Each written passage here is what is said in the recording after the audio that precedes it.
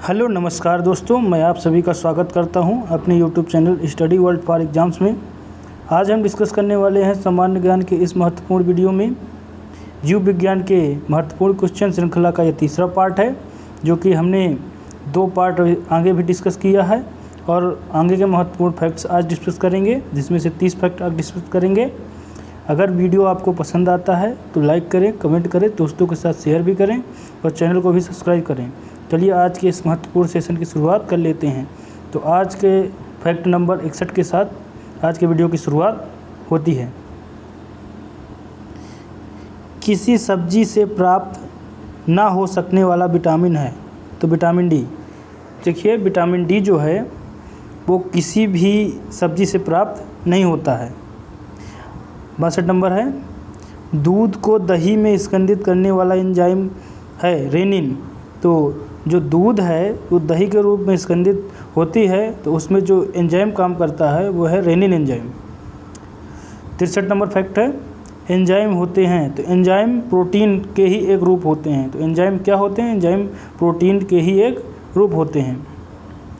आइए 64 नंबर को देख लेते हैं।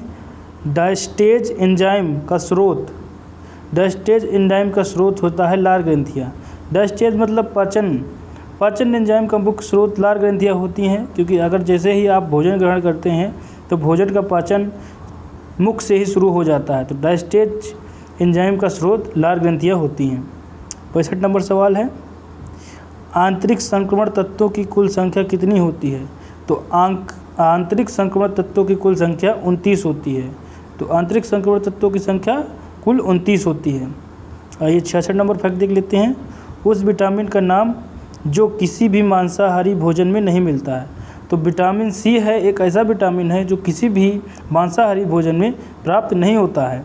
विटामिन सी हरे पौधे मतलब वनस्पतियों से ही प्राप्त किया जा सकता है। और विटामिन सी के प्रमुख स्रोत हैं जैसे कि आंवला है, खट्टे फल, और जितने भी प्रकार के खट्टे फल होते हैं विटामिन सी के प्रमुख स्रोत होते हैं। और कोई भी मांसाहारी भोजन ऐसा नहीं है जो विटामिन सी के स्रोत हो। 67 नंबर फैक्ट देख लेते हैं। वसा में घुलनशील विटामिन कौन से हैं? तो वसा में घुलनशील प्रमुख विटामिन कौन कौन से हैं? कैल्सीफेरॉल, जिसे विटामिन डी कहते हैं, कैरोटीन और टोकोफेरॉल। टोकोफेरॉल विटामिन ई का नाम है और कैल्सीफेरॉल विटामिन डी का नाम है, जो वसा में घुलनशील प्रमुख विटामिन है। और कैरोटीन भी एक विटामिन है जो कि वसा में घुलनशील है। अगले फैक्ट को देख लेते हैं। 68 नंबर है, नवजात बच्चों के लिए सबसे आदर्श भोजन क्या है? तो जो नवजात बच्चे होते हैं, यानी कि 6 माह से कम बच्चे जो अभी जन्मे होते हैं, हाल ही में जन्मे बच्चे जो होते हैं, और तो उनके लिए सबसे आदर्श भोजन माँ का दूध होता है। आइए अगले फैक्ट की ओर चलते हैं। अगली फैक्ट की ओर चलते हैं।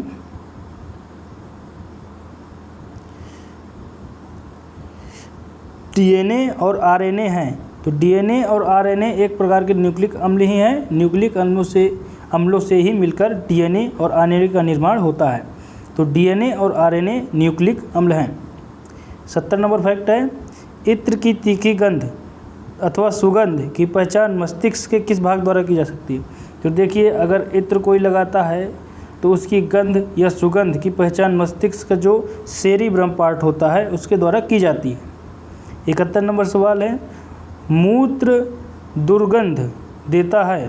तो जैसे मानव मूत्र होता है या किसी भी प्राणी का मूत्र होता है, विशेषकर मानव मूत्र जो होता है, तो वो गंध क्यों देता है, दुर्गंध क्यों देता है? तो यूरिया पाया जाता है मानव मूत्र में, तो यूरिया के कारण ही जो मूत्र है दुर्गंध देता है। जो अगला फैक्ट है, यूरिया अधिकतम मात्रा में पाया जाता है। तो यूरिया जो अधिकतम मात्रा में पाया जाता है वह मूत्र में पाया जाता है। तो शरीर में कहाँ सबसे ज़्यादा यूरिया पाया जाता है? तो मानव मूत्र में ही सबसे अधिक यूरिया पाया जाता है। अगले सवाल पे जाते हैं। श्वसन क्रिया में निर्माण होता है। तो श्वसन क्रिया में ऊर्जा का निर्माण होता है। तो श्वसन क्रिया में किसका निर्माण होता है? ऊर्जा का निर्माण होता है। 74 नंबर फैक्ट है, श्वसन में शर्करा होता है ऑक्सीकरण। श्वसन में जो है शर्करा का ऑक्सीकरण होता है। तो श्वसन में ऊर्जा का निर्माण होता है और श्वसन में ही शर्करा का ऑक्सीकरण होता है। अगले नंबर फैक्ट को देख लेते हैं। अमाशय में भोजन का पाचन किस माध्यम से होता है? तो अमाशय में जो भोजन का पाचन होता है वो अम्लीय माध्यम से होता है। तो अमाशय में भोजन का पाचन अम्लीय माध्यम से होता है। 76 नंबर फैक्ट है, अंडाणु का निषेचन होता है। तो अंडाणु का निषेचन फैलोपियन ट्यूब में होता है। देखिए महत्वपूर्ण सवाल है, बार बार परीक्षाओं में पूछा जाता है। तो अंडाणु का निषेचन कहाँ होता है? तो फैलोपियन ट्यूब में होता है। आइए अगले फैक्ट को देख लेते हैं। एंटीबायोटिक एम्पिसिलिन प्राप्त होता है। तो एंटीबायोटिक एम्पिसिलिन जो कि एक प्रकार का एंटीबायोटिक है जो कि बैक्टीरिया से प्राप्त होता है। 78 नंबर को देख लेते हैं। डिहाइड्रेशन से प्रायः किस पदार्थ की कमी होती है?